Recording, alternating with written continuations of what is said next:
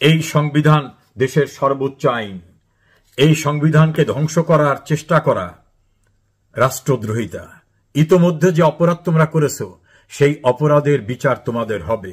মনে করেছো একটা অর্ডিন্যান্স করে একটা জুলাই ঘোষণা করলে রক্ষা হবে।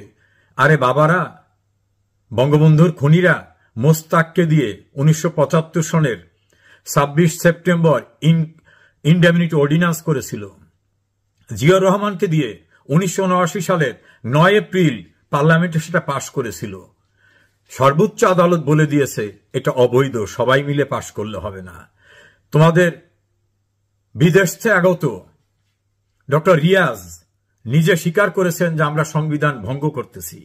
তোমরাও যেটা করছো সংবিধান ভঙ্গ, তোমাদের ওস্তাদ ইউনূস যেটা করছেন সেটাও সংবিধান ভঙ্গ। আর সংবিধান ভঙ্গ করা রাষ্ট্রদ্রোহিতার অপরাধ। এই রাষ্ট্রদ্রোহিতার অপরাধ থেকে পরিত্রাণ পাওয়ার জন্য ন্যূনতম কোনো সুযোগ নাই। কোনো অপরাধ কখনো তামাদি হয় না। বাংলাদেশ থাকবে, বাংলাদেশের সংবিধান থাকবে, বাংলাদেশের জাতীয় সঙ্গীত থাকবে। নতুন বাংলাদেশ নামে কিছু নাই। গণপ্রজাতন্ত্রী বাংলাদেশ, 30 লক্ষ শহীদের রক্তের আখরে লেখা সংবিধান, এটা নিয়ে কোন রকম ঔদ্ধত্য স্পর্ধা দেখালে পরিণতি ভয়াবহ হবে বলে সারা বাংলাদেশের মুক্তিযুদ্ধের চেতনায় বিশ্বাসীরা বিশ্বাস করে। সে সময় খুব দূরে নয় যখন তোমরা পালাবারও সুযোগ পাবে না। অনেক ঢাকঢোল পিটিয়ে, অনেক জল্পনা কল্পনা শেষে অতঃপর ডক্টর মোহাম্মদ ইউনূসের যে কিংস পার্টি, জাতীয় নাগরিক পার্টি, তারা বাংলাদেশ সময় 6:30টার সময় তাদের নতুন বাংলাদেশ গড়ার ইস্তেহার ঘোষণা করেছেন। তারা আশা করেছিলেন যে 10 লাখের ঊর্ধ্বে লোক হবে। আমি কয়েকটি সংবাদ মাধ্যম বাংলাদেশের এবং বিদেশি তাদের সঙ্গে আলাপ করে শুনেছি, প্র্যাকটিক্যালি সেখানে 3 থেকে 4 হাজার লোক হয়েছে। তাও সারা বাংলাদেশ থেকে আনতে হয়েছে এবং অভিযোগ আছে যে জামাত ইসলামীও যাতে কোনোভাবে সভাটা ফ্লপ না করে এজন্য তারাও লোক সাপ্লাই দিয়েছেন। তাহলে জামাত ইসলামী এবং এনসিপি এবং ভাড়ায় যারা আসা তারা জানেনও না কি জন্য আসছেন। যেমন একজনাকে জিজ্ঞেস করেছে একটা অনলাইন পোর্টাল থেকে, এখানে কেন এসেছেন, জানে না। কোন দলের প্রোগ্রাম এসেছেন, তিনি বলছেন বিএনপির প্রোগ্রাম এসেছি। মিটিং এর ভিতর থেকে বলতেছেন। এভাবে যারা ভাড়ায় এসেছেন 100-200 টাকায়, সবাইকে মিলে নাকি 3-4 হাজার লোক হয়েছে। আমরা ধরে নিই যে লক্ষ লক্ষ লোক হয়েছে। এটা হাসির খোরাক জুটিয়েছে, কারণ ওরা বলেছিল 10 লাখ লোক হবে, সেখানে যদি এখন 10,000 লোকও না হয় এটা হাস্যকর কাহিনীতে পরিণত হয়। তারা তাদের ইস্তেহার ঘোষণার পূর্বে, আমি একটু বলি, অনেকেই আমাকে বিভিন্নভাবে জানতে চেয়েছেন যে আরেকবার ইস্তেহার হলো তাহলে মুক্তিযুদ্ধের ইস্তেহার কি শেষ হয়ে গেল কিনা। না, এটা নির্বোধের মতো চিন্তা চেতনা। একটা দেশ স্বাধীন একবারই হয়। বাংলাদেশের স্বাধীনতার ইস্তেহার সর্বপ্রথম পাঠ করা হয় পল্টন ময়দানে।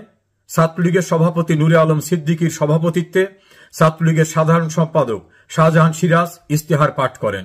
মঞ্চে তখন আসমা আব্দুর রব সহ অন্যান্য যারা নেতৃবৃন্দ ছিলেন এবং বঙ্গবন্ধুর উপস্থিতিতেই ইস্তেহার পাঠ করা হয়, যেটা বঙ্গবন্ধুর সম্মতিতে, বঙ্গবন্ধুর পরিকল্পনায়।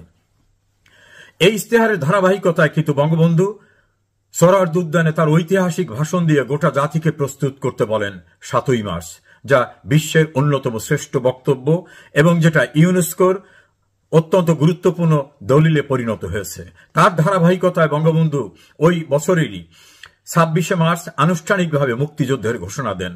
সেই মুক্তিযুদ্ধের ঘোষণাকে কেন্দ্র করেই 30 লক্ষ মানুষ, 2 লক্ষ মা বোন তাদের মহান আত্মত্যাগের মধ্য থেকে বিশ্বের বুকে মাথা তুলে দাঁড়ায় স্বাধীন সার্বভৌম গণপ্রজাতন্ত্রী বাংলাদেশ এবং লাল সবুজের পতাকা। নতুন করে আর কোনো ইস্তেহার হয় না, দেশ নতুন করে স্বাধীন হয় না। এখন এরা যারা বলছে যে এই সংবিধান রাখবে না, আমি চ্যালেঞ্জ করে বলছি সংবিধান সম্পর্কে কোনো জ্ঞান তাদের আছে কিনা, সংবিধানের ফান্ডামেন্টাল স্ট্রাকচার সম্পর্কে জানে কিনা। ডক্টর কামাল হোসেনের মতো আন্তর্জাতিক খ্যাতিসম্পন্ন সংবিধান বিশেষজ্ঞ ব্যারিস্টার আমিরুল ইসলাম সহ যে টিম এইটার জন্য কাজ করেছেন এবং বঙ্গবন্ধুর পরামর্শ অনুযায়ী এর চেয়ে বেটার সংবিধান যে হয় না, এটা বর্তমান ডক্টর ইউনূসের যে অ্যাটর্নি জেনারেল অ্যাডভোকেট আসাদুজ্জামান তিনিও সেটা বলেছেন। কাজেই নতুন করে সংবিধান রচনা করার আগে সংবিধান কি একটু লেখাপড়া করুন, কিছু শিখুন, তারপরে কথা বলা ভালো হবে। ইচড়ে পাকা কথা বলা ঠিক নয়। সংবিধানটা আয় রাজুতে আয় অথবা কিছু শৃঙ্খল লোকদের নিয়ে একটা মত সৃষ্টি করার বিষয় না। তারপর বলছেন গণপরিষদ। গণপরিষদ সম্পর্কে ধারণা আছে? গণপরিষদ তো অনেক দূরের কথা। জাতীয় সংসদের সদস্য নির্বাচিত হয়ে আসুন। একটা সংবিধান সংশোধন করতে গেলে 2/3 মেজরিটি লাগে। তারপরেও সংবিধানের যে ফান্ডামেন্টাল স্ট্রাকচার, এটা কেউ চেঞ্জ করতে পারবে না। আগে আসুন, ইউনিয়নের চেয়ারম্যান, উপজেলা চেয়ারম্যান, পৌরসভার এসব কিছু হন, বা পার্লামেন্টের সদস্য হন। পার্লামেন্টে এসে তারপরে কথা বলুন। নির্বোধের মতো এমন কিছু বলবেন না যেটা মানুষ ধরে নেবে হাস্যকর। জুলাই হত্যাকাণ্ডের বিচার করবে, এটা তো স্বাভাবিক, আমরাও চাই বিচার হোক। কারণ জুলাইতে রাষ্ট্রীয় দায়িত্বরত পুলিশদের যে নির্মমভাবে হত্যা করা হয়েছে এবং স্বীকারোক্তি আছে যে আমরাই পুলিশদের মেরেছি, যারা রাষ্ট্রীয় দায়িত্বে ছিল তাদেরকে মারা এবং তাদেরকে ভয়ঙ্কর পরিস্থিতির ভিতর ফেলা, এই সমস্ত ঘটনার বিচার টুডে অর টুমরো হবে। ডক্টর ইউনূস নিজেরই কোনো বৈধতা নাই, তার আইনগত কোনো ভিত্তি নাই। তিনি যদি বলেন যে পুলিশ হত্যার বিচার হবে না, যারা রাষ্ট্রীয় দায়িত্বে ছিল তাদের হত্যার বিচার হবে না, এটা হয় না। বঙ্গবন্ধুর খুনিদের রক্ষা করার জন্য পার্লামেন্টে বিল হয়েছিল, সেই বিল পাশ হয়েছিল, পাশ হওয়ার পরে রক্ষা হয়নি। কাজী এই চিন্তা করবেন না। জুলাই হত্যার বিচার অবশ্যই হবে। যারা মারা গেছে, কারা কি কারণে মারা গেছে, সবটারই বিচার হবে। নির্বাচন কমিশন আইন সংস্কার করবেন। হ্যাঁ, সেখানে তো ওই যে একজন পণ্ডিত আছেন আমাদের বদিউল আলম মজুমদার, তাকে দিয়ে আপনারাই তো কমিশন করেছেন, এটা করেন না কেন? আরে ভাইরে, আইন করতে গেলে পার্লামেন্ট লাগে, আগে পার্লামেন্টে যেতে হবে। এই অনির্বাচিত ক্ষমতা দখল করা ব্যক্তিরা এই কমিশন টমিশন যাই করতেছেন, এই কমিশন করার এখতিয়ারই তাদের নাই। তারপর আমি ধরে নিলাম যে তারা কি অশ্বডিম্ব তারা পারে, আমরা সেটা দেখার অপেক্ষায় আছি। সেবামূলক সরকারি প্রতিষ্ঠান করা হবে, দুর্নীতি দূর করা হবে। আপনারা বোধহয় জানেন না গভর্নমেন্টের স্ট্রাকচার। সরকারি প্রতিটি অফিসই সেবামূলক প্রতিষ্ঠান, আপনারা জানেন না। যিনি পানি সাপ্লাই দেন, যিনি গ্যাস সাপ্লাই দেন, যিনি ট্যাক্স সাপ্লাই দেন, যিনি রাস্তা পরিষ্কার করেন, সমস্তটা কিন্তু রাষ্ট্রীয় প্রতিষ্ঠান, হচ্ছে মানুষের সেবার জন্য প্রতিষ্ঠান। কাজে নতুন করে আলাদা কোনো প্রতিষ্ঠান করার কিছু নাই। আর দুর্নীতি দূর করবেন বলছেন, এটার সঙ্গে আমি একমত। তবে জবাব দিতে হবে। আপনাদের কর্মীরা পরের বাড়িতে গিয়ে কোটি কোটি টাকা কিভাবে আনে? বসুন্ধরা গ্রুপ সহ বড় বড় গ্রুপের কাছ থেকে টাকা কারা আনে? কিভাবে রূপায়ণ গ্রুপের উপরে বিশাল ফ্ল্যাট দখল করে আপনারা কাজকর্ম করতেছেন? কিভাবে আপনাদের পায়ে প্লাস্টিকের পঁচ ছিল না, এখন কোটি কোটি টাকা গাড়িতে চড়েন? কিভাবে বাড়িতে বিল্ডিং হয়ে যাচ্ছে ভাঙা টিনের ঘরে? এই প্রশ্নগুলোও কিন্তু এখন প্রাসঙ্গিক হয়ে দাঁড়িয়েছে, কারণ আকণ্ঠ দুর্নীতিতে নিমজ্জিত হওয়ার অভিযোগ উঠেছে। গ্রাম আদালত গঠন করা হবে। বাবারে, তোমরা জানো না, গ্রাম আদালত একটা আইনই আছে এবং গ্রামে প্রতিটি ইউনিয়ন পরিষদে একটা গ্রাম আদালত আছে। সেই আদালতের আইন মাঝে মধ্যে সংস্কার হয় এবং সেটা চলমান প্রক্রিয়া। তোমরা কিছু লেখাপড়া করো, সেখানে তোমরা পাবে। স্থানীয় সরকারকে বিকেন্দ্রীকরণ করা হবে। স্থানীয় সরকার তো বিকেন্দ্রীকরণ হয়েই আছে। ইউনিয়ন পরিষদ, উপজেলা পরিষদ, পৌরসভা, সিটি কর্পোরেশন বিভিন্ন পর্যায়ে বিকেন্দ্রীকরণ করেই আছে এবং তারা ইন্ডিপেন্ডেন্টলি ফাংশন করতেছে। এটা নতুন কিছু না। গণমাধ্যমের স্বাধীনতা নিশ্চিত করা হবে। স্বাধীন গণমাধ্যম হচ্ছে সেটা যে প্রশ্ন করা হলেই চাকরি থাকে না, একটা পত্রিকায় সত্য কথা লেখা যাবে না, জোর করে জনকণ্ঠ দখল করতে হবে, বিভিন্ন হাউস দখল করতে হবে, সময় টিভিতে যে বলতে হবে এই কজনের চাকরি থাকতে পারবে না। 4টি পত্রিকা ছাড়া সমস্ত ইলেকট্রনিক এবং প্রিন্টিং মিডিয়ার সমস্ত সম্পাদক, চিফ রিপোর্টার, সিটি এডিটর সবাইকে বের করে দিয়ে তোমাদের লোক বসিয়ে দিতে হবে এবং একজনের অধীনে 2টা গণমাধ্যম থাকতে পারবে না। এটা পৃথিবীর কোন দেশে আছে? এটা মঙ্গল গ্রহে আছে কিনা আমরা জানি না। যার গণমাধ্যম আছে, পৃথিবীর মিডিয়া মোগল যে আমেরিকা, ইংল্যান্ড থেকে সর্বত্র গণমাধ্যম একটা মুক্ত স্বাধীনতার ফোরাম। তুমি বাবা পারো তো কয়েকটা করো না, অন্যটা দখল না করে নিজেরটা করো। গণমাধ্যমের স্বাধীনতা, কতজন সাংবাদিকের বিরুদ্ধে মামলা হয়েছে? ফারজানা রূপা, শাকিল, মোজাম্মেল বাবু, শ্যামল দত্ত সহ কতজন কারাগারে আছে? কতজনার জাতীয় প্রেস ক্লাবের সদস্য পদ নাই, অ্যাক্রিডিটেশন কার্ড বাতিল হয়েছে, 600 মামলায় সাংবাদিকদের আসামি করা হয়েছে, কতজন সাংবাদিককে হত্যা করা হয়েছে? এটা গণমাধ্যমের স্বাধীনতা নিশ্চিত করবে তোমরা, তার লক্ষণ এটা। সার্বজনীন শিক্ষা স্বাস্থ্য ব্যবস্থা। বাবা, তোমরা আওয়ামী লীগের ইস্তেহারটা পড়ো, সার্বজনীন স্বাস্থ্য ব্যবস্থার জন্য শেখ হাসিনা কমিউনিটি ক্লিনিক ব্যবস্থা করে প্রতিটি গ্রামে দাঁড়ে দাঁড়ে স্বাস্থ্য ব্যবস্থা পৌঁছে দিয়েছেন, যা বাংলাদেশের ইতিহাসে ছিল না। এবং তিনি বাংলাদেশের ইতিহাসে সর্বপ্রথম স্বাস্থ্য ব্যবস্থায় উচ্চতর ডিগ্রি নেওয়ার জন্য মেডিকেল বিশ্ববিদ্যালয় করেছেন, যা বাংলাদেশের ইতিহাসে কোনোদিন ছিল না। এবং প্রতিটি জেলায় মেডিকেল কলেজ করার পরিকল্পনা এবং অধিকাংশ জায়গায় হয়েছে। এই যে ডেভেলপমেন্ট তার সময় হয়েছে অন্যান্য খাতে, সেটা আগে শেখো, সেটা জানো, তারপর তোমরা বলা উত্তম হবে। শিক্ষা খাতে ব্যয় বৃদ্ধি করা সহ অন্যান্য কথা বলা হয়েছে। শিক্ষা খাতটাকে তো ধ্বংস করে দেওয়া হয়েছে। ছাত্ররা মনে করে এখন অটোপাস, আমরা আন্দোলন করেছি, আমরা কোনো পরীক্ষা দিতে পারবো না। বিশ্ববিদ্যালয়ের ভাইস চ্যান্সেলরদের অপমান করে বের করে দেওয়া, শিক্ষকদের অপমান করে বের করে দেওয়া, স্কুল কলেজের শিক্ষকদের অন্যদেরকে বের করে দিয়ে মবের রাজত্ব কায়েম করে, এমনকি বার কাউন্সিলের টেকনিক্যাল এডুকেশন সেখানেও পরীক্ষা ছাড়া পাশ করার মতো সিস্টেম চালু করা গেছে। কাজে শিক্ষা ব্যবস্থা চূড়ান্তভাবে তোমরা ধ্বংস করছো। যারা এখন ক্ষমতায় আছো তাদেরও নাকি অনেকের মাস্টার্স কমপ্লিট হয় নাই। কাজে শিক্ষা ব্যবস্থাটাকে তোমরা যেখানে নিয়ে গেছো, আমি জানি না সেখান থেকে আগামী নির্বাচনে যারাই ক্ষমতায় আসে না কেন তারা ফিরিয়ে আনতে পারবে কিনা, সেটাই আমার সংশয়। বিজ্ঞান ও প্রযুক্তি খাতে 50 বছর মেয়াদী পরিকল্পনা গ্রহণ করা হবে। তোমরা হয়তো জানো না, শেখ হাসিনা ডেল্টা প্ল্যান করে 100 বছর মেয়াদী পরিকল্পনা প্রণয়ন করে আসছেন এবং সেটা অ্যাপ্রুভড। এবং বাংলাদেশে তথ্য প্রযুক্তির যে বিস্তার ঘটেছে, প্রতিটি জেলায় তথ্য প্রযুক্তির ট্রেনিং সেন্টার থেকে শুরু করে প্রতিটি স্কুলে এই টেকনিক্যাল ল্যাবরেটরি দেওয়া হয়েছে। অর্থাৎ তৃণমূল থেকে শুরু করে তথ্য প্রযুক্তির শিক্ষা এবং তারা যাতে আত্মকর্মসংস্থানে ডেভেলপ করতে পারে নিজেদেরকে, সেই ব্যবস্থা করে রাখা হয়েছে। একটা বিপ্লব হয়ে গেছে তথ্য প্রযুক্তির, সেটা হয়তো তোমাদের ধারণাই নাই। সকল ধর্ম সম্প্রদায়ের জাতিগোষ্ঠী অধিকার নিশ্চিত করা হবে। চিন্ময় প্রভু কোথায় আছে? রংপুরে কিভাবে সাম্প্রদায়িক হামলা হয়েছে? সারা বাংলাদেশে ধর্মীয় সংখ্যালঘুরা কি অবস্থায় আছে? কিভাবে জঙ্গিদের জেলখানা থেকে ছেড়ে দেওয়া হয়েছে? এবং তারা দাম্ভিকতার সঙ্গে বলছে ব্লগারদের একটাকেও বাংলাদেশে থাকতে দেব না, মুক্ত চিন্তার মানুষ থাকতে পারবে না। তাহলে তোমরা কি দেশটাকে আফগানিস্তানে পরিণত করতে চাও? তাহলে তোমরা জঙ্গিতন্ত্রকে কায়েম করতে চাও? মানুষের সঙ্গে ভণ্ডামি করে লাভ নেই। নারীর নিরাপত্তা অধিকার নিশ্চিত করা হবে ইত্যাদি ইত্যাদি। 100 আসনে সরাসরি নারীর নিরাপত্তা এমন পর্যায়ে পৌঁছেছে যে তোমাদের নেত্রীরা নীলা ইসরাফিল, উমামা ফাতেমা, তোমাদের বাঁধন এবং তোমাদের আজকে চট্টগ্রাম আর এক নেত্রী, তারা তো বলতেছে যে তোমাদের যে নেতারা তাদের কাছেই তাদের সম্ভ্রম নিরাপদ না। একে একে সব নারী চলে যাচ্ছে। চট্টগ্রামে তোমাদের নেত্রী আজকে বড় ধরনের ভিডিও করে বলছেন যে তোমাদের হাতেই এখন তাদের সম্ভ্রম নিরাপদ না।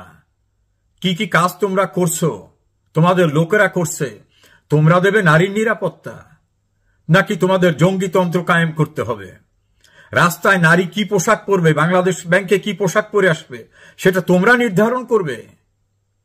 নারীর নিরাপত্তার কথা না বলাই উত্তম। নারীকে শেখ হাসিনা ক্ষমতায়ন করে নারীকে এমন জায়গায় নিয়েছিলেন, সেনাবাহিনীর মেজর জেনারেল, পুলিশের এডিশনাল ইন্সপেক্টর জেনারেল, সচিবালয়ের সচিব থেকে শুরু করে আর্মিতে বিভিন্ন জায়গায় নারীর যে ক্ষমতায়ন হয়েছিল, সেটা এখন ধ্বংসের পথে। নারী কদিন পর বা রাস্তায় বের হতে পারবে কিনা সে সংশয় এখন তারা আছে। একটা নারীদের প্রতিষ্ঠান উদ্বোধন করতে নাটকের সিনেমার মেয়েরা রওনা করলে বলা হয় যে সেখানে আসলে তাদেরকে আলকাতরা চুন মেখে দেবে, ভয়তে তারা সেখানে যেতে পারছে না। নারীর হয়রানি রোধে শেখ হাসিনা যে আইন করে গেছে, সেই আইন তোমরা হয়তো পড়ো নাই, সেখানে মৃত্যুদণ্ডের বিধানও আছে। কল্যাণমূলক অর্থনীতি নিশ্চিত করা হবে। অর্থনীতি নিশ্চিত করা হবে, কিন্তু তোমরা খোঁজ নাও কিভাবে সিডনিতে টাকা রপ্তানি হয়ে যাচ্ছে, কিভাবে দুবাইতে তোমাদের লোকরা ব্যবসা করছে, কিভাবে হঠাৎ করে তোমাদের স্পন্সের ছেঁড়া স্যান্ডেলের থেকে বিশাল বিত্ত বৈভব আসলো। তোমাদের বিরুদ্ধে যে গুরুতর অভিযোগ অর্থ গ্রহণের এবং বিশাল আর্থিক সচ্ছলতা অর্জনের, এ বিষয়টাকে আগে দেখো, নিজের দর্পণে নিজেকে দেখো, তোমাদের কর্মীদের দিক তাকাও। গুলশানে কিভাবে চাঁদাবাজি করতে গেছে তোমাদের লোকরা, এরকম চাঁদাবাজি সারা বাংলাদেশে হচ্ছে। হয়তো গুলশানেরটা বিচ্ছিন্নভাবে ধরা পড়েছে, কিন্তু অন্য অন্য জায়গায় র্যান্ডাম এটা চলছে। কিভাবে রূপায়ণ টাওয়ারের বিশাল ফ্ল্যাট তোমরা দখল করে আসো, কিভাবে তোমরা শেরাটন হোটেল দখল করে সেখানে তোমাদের কার্যক্রম করেছিলে, কিভাবে কোটি কোটি টাকা ব্যয় করে তোমরা সারা বাংলাদেশের রাজনৈতিক কর্মসূচি করছো, সে বিষয়গুলো এখন প্রশ্নের মুখোমুখি। মানুষের কর্মসংস্থান নিশ্চিত করতে হবে, এটা খুব ভালো কথা। শেখ হাসিনার আমলে কর্মসংস্থান নিশ্চিত করার জন্য, স্ব-উদ্যোক্তা করার জন্য ব্যবস্থা নেওয়া হয়। আজকে তোমাদের আমলে 28 লক্ষ মানুষ বেকার হয়েছেন, বিশ্বব্যাংকের রিপোর্ট, এবং সেই রিপোর্টটা উপস্থাপন করেছেন তোমাদের অত্যন্ত প্রিয় ডক্টর দেবপ্রিয় ভট্টাচার্য। সেখানে 17 লক্ষ নারী কর্মহীন হয়ে পড়েছে, এবং হামিম গ্রুপের প্রধানের বক্তব্য অনুযায়ী যদি এই পরিস্থিতি মোকাবেলা করতে না পারা যায় তাহলে বাংলাদেশে 150টি শিল্প প্রতিষ্ঠান বন্ধ হয়ে যাবে, তাতে বেকারত্বের সংখ্যা দাঁড়াবে 1 কোটি। কাজী কর্মসংস্থান সৃষ্টি করবে নাকি এই শিল্প প্রতিষ্ঠানে গিয়ে হামলা করা, চাঁদাবাজি করে তাদের ধ্বংসের মুখোমুখি করা, বিদেশ থেকে মানুষ মুখ ফিরিয়ে নিচ্ছে এই ভয়ঙ্কর পরিস্থিতিতে কৃষি মূল্যের ন্যায্য মূল্য নিশ্চিত করা হবে, এটাও তোমাদের পড়তে হবে। শেখ হাসিনার লাস্ট নির্বাচনের ইস্তেহারটা পড়ো।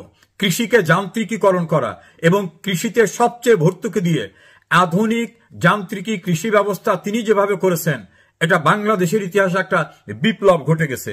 নিম্ন আয়ের শ্রমিকদের জন্য সমুন্নত মজুরি কাঠামো, এটা একটি গতানুগতিক ঘটনা, এর সঙ্গে নতুনত্ব কিছু নাই। প্রাকৃতিক সম্পদ আহরণে দেশীয় সক্ষমতা, বাংলাদেশের প্রাকৃতিক সম্পদ আহরণে দেশীয় সক্ষমতা বিএনপি, জাতীয় পার্টি, আওয়ামী লীগ সবসময় তারা চেষ্টা করেছে, কিন্তু যে দক্ষতা দরকার এখনো সে দেশে ডেভেলপড হয়নি, এখনো বিদেশের সাহায্য নিতে হয়। এই বিষয়টি কিন্তু স্বাভাবিক একটি বিষয়। রাজধানী সহ শহরগুলোকে নদীকেন্দ্রিক ব্যবস্থাপনা নিশ্চিত করা, সামাজিক বনায়নে বিশেষ গুরুত্বপূর্ণ করা।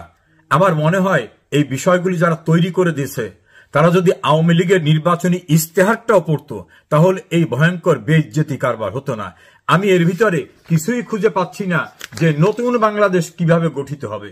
এখানে যা দেখলাম আওয়ামী লীগের নির্বাচনী ইস্তেহারের কিছু কিছু কেটে পেস্টিং করে ঢোকানো হয়েছে। আমরা শুনেছিলাম যে এদের পিছনে নাকি একজন গফুর আছেন, সাংঘাতিক তত্ত্ব কথা বলেন, একজন আছেন সক্রেটিস। আমি তো কারু কোনো পাণ্ডিত্যের, দার্শনিক, রাষ্ট্রীয় কোনো প্ল্যান এখানে কিছু দেখলাম না। কিসের নতুন বাংলাদেশ? নতুন বাংলাদেশ কি এটা? সারা বাংলাদেশে মবের সংস্কৃতি কায়েম হবে, কোনো আইন শৃঙ্খলা থাকবে না, বিচার বিভাগের স্বাধীনতা থাকবে না, প্রশাসনকে হুমকি দিয়ে ইচ্ছামতো কাজ করানো হবে, যত্রতত্র চাঁদা আদায় করা হবে, ইন্টারভিউ ছাড়া লোক নিয়োগ করা হবে, কমিশন বাণিজ্য প্রকাশ্যে হবে। এটা যদি নতুন বাংলাদেশের কনসেপ্ট হয় সেটা হতে পারে। তবে আজকের শহীদ মিনারের আয়োজনে দৃশ্যমান হয়েছে মানুষ মুখ ফিরিয়ে নিয়েছে। গোপালগঞ্জে যেমন হাজার হাজার মানুষ, যারা অতি সাধারণ মানুষ, বেরিয়ে এসে প্রতিরোধ করেছে, কক্সবাজারে প্রতিরোধ হয়েছে, ময়মনসিংহে দৌড় প্রতিযোগিতায় করতে হয়েছে, গাজীপুরে ধাওয়ার মুখে পড়তে হয়েছে। সারা বাংলাদেশের পরিস্থিতি কিন্তু এটা। সেনাবাহিনী, র্যাব, পুলিশ, বিজিবি, মাস্তান বাহিনী, এত কিছু নিয়ে গিয়েও আর লোক পাওয়া যাচ্ছে না। আশা করি বুঝতে পেরেছো তোমরা গান কেস, তোমরা লস্ট কেস, তোমরা ডেড হর্স হয়ে গেছো। মুক্তিযুদ্ধের চেতনাকে ধ্বংস করার কোনো ঔদ্ধত্য দেখানো ঠিক হবে না।